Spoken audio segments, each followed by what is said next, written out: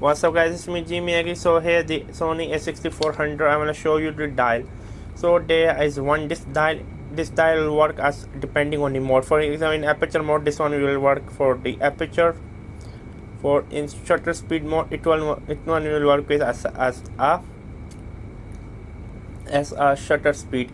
In manual mode this one will work as a aperture, and this wheel will work as a shutter speed.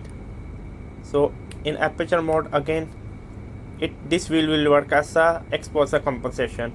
This wheel and dial are the main thing on your camera depending on the mode you are shooting. Subscribe and bye.